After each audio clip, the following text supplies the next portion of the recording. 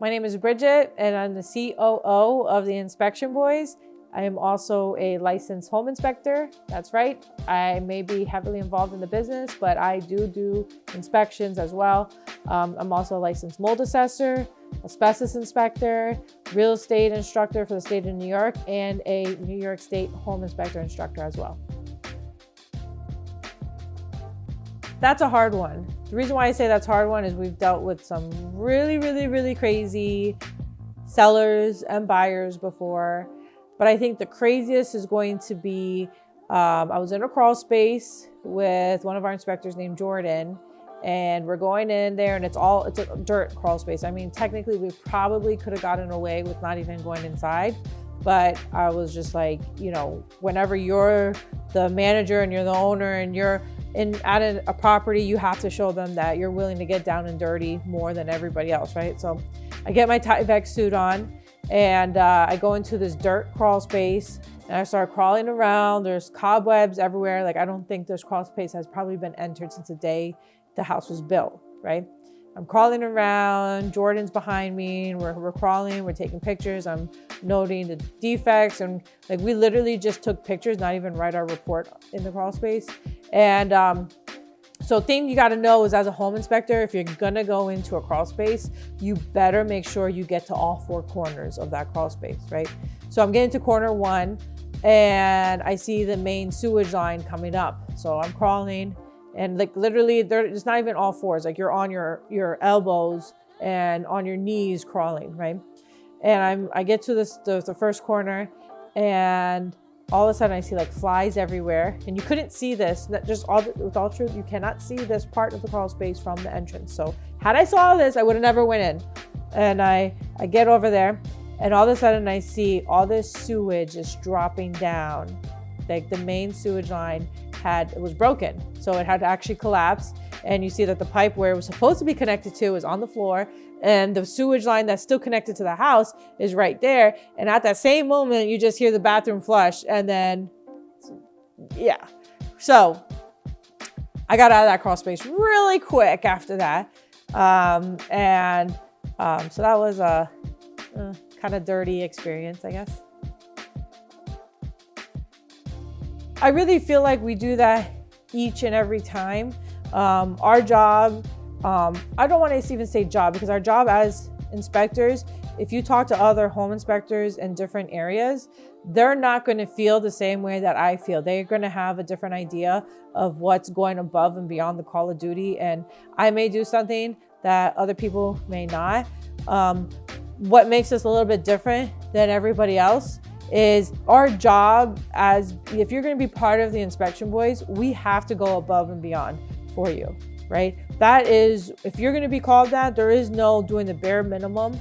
I don't ever want to hear that coming out of anybody's mouth, because that's not who we are, right? Everybody who's on the Inspection Boys team has to understand that and have that mindset about always going above and beyond the call of duty, because that's what we're here to do. So if the seller wants to follow you around and, watch everything that you're doing, then let them do it. If the buyer wants to ask you a million questions when you're on the job site, then let them do it. There is no, there is no just, telling them, hey, leave us alone type. No, it's always going above and beyond to make sure that every single person that's involved is okay and understands what it is that we're doing, and we give them the best experience that we can.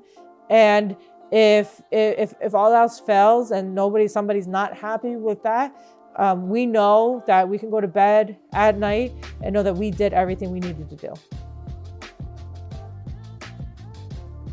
Okay, this is a tough one, because I could do a whole blog about what agents do that I don't like. I think the thing that agents that they do is they don't stay in their lane, right? What I mean by that is, I'm not a real estate agent, right? I don't know the stuff that you guys do. I don't know how to negotiate contracts. I mean, hell, could I probably figure it out? Yeah, sure, why not? But that's not what I do, right? And I would never sit here and tell you I know how to do your job and know how to do it better. Same goes with real estate agents. You're not a home inspector. You don't know what it involves. Agents sometimes want us to leave things off the report. right? We can't do that. We have a liability. We have a fiduciary responsibility with which agents, real estate agents, have to follow fiduciary responsibility as well. Vice versa, we have to do the same too. So I guess I would just like it if, some agents just stay in their own lane sometimes, because we're there trying to do the best job that we can and make sure that the client, is there and getting the best inspection that they can as well. They're making the biggest financial investment of their life. And we're there to, pretty much explain the story of this house.